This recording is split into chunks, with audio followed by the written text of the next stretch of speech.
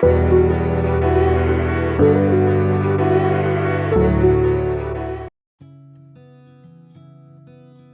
is the astrological update for Aries for the whole of October.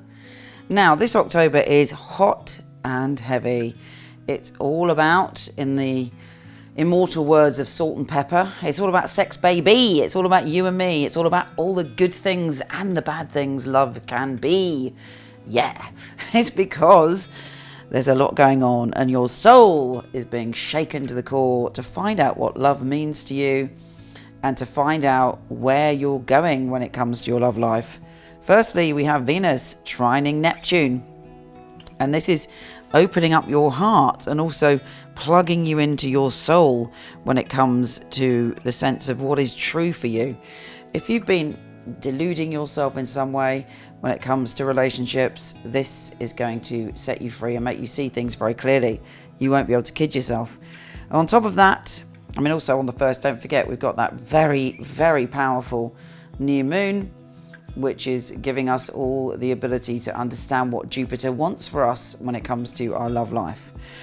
On the 6th, we have Venus conjunct Lilith in your position of power and powerlessness. There's a part of you that wants to be fulfilled, particularly sexually and sensually, and in terms of your passion.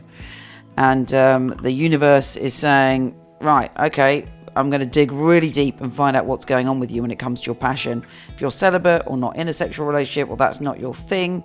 It's making you look at how you feel about yourself, how you feel about your kind of passion in life, and how you feel about yourself as a human in the physical body. Mercury switching signs on the 7th, and this is great because it's putting you again in your focus on relationships, which really is the whole month. And then on the 11th, Venus is conjunct Juno, and that is kind of shaking you up and making you feel that you want to find that balance, and it makes you feel that you want to be truly who you are, and you want to really understand what's going on for you when it comes to love in general. So, as we move on, we then have Sun opposite Uranus in your sign. So you're looking at the balance between who you are in a relationship, all your relationships. Again, if you're not thinking about relationships, it could even be work relationships, can be friendships, can be anything. You're looking at the balance of that. And then the big news is on the 16th, we have a full supermoon in your sign. Oh my goodness, that's very, very emotional and intense.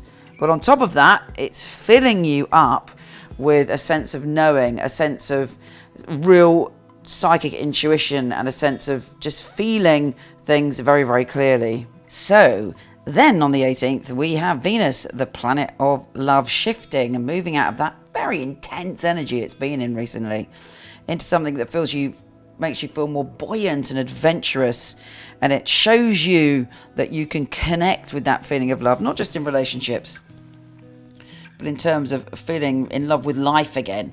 You've got your mojo back, you're feeling good, and you want to sort things out. Now, on the 20th, avoid conflict at all costs. You're feeling very intense when it comes to your career, and you're determined to make a change. But you might be tempted to cut something off. Either way, you are moving forward. You're going up that hill. You're arriving at a place, thanks to Mars and Pluto conjunct in your position of career, where come what may, you can achieve what you want to achieve. You're very powerful. You're very passionate about it.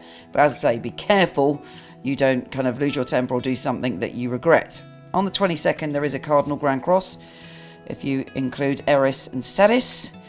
And this is kind of pulling you left and right, but it's again all about balance. Has there been a situation where one day you think one thing and the next day you think another thing, and you can't then decide where you're going?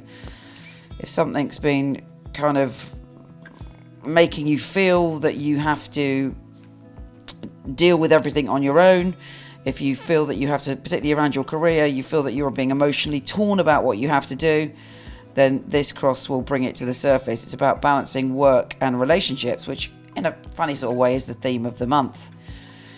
You are moving into, again, looking at your power, but the universe is saying to you, try and understand what your power is. Your power isn't your temper. Your power isn't even your passion, actually.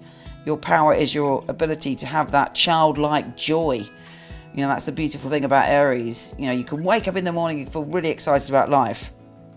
And the sun is entering a position of you looking at your relationship to power, your relationship to money, your relationship to how secure you feel. There should be some very intense communications, but you're also giving off this charismatic vibe, and you're also feeling that you've sorted things out. By the time you get to the end of the month, you'll feel that you've sorted out what you want and where you're going, and you're able to make a deeper commitment.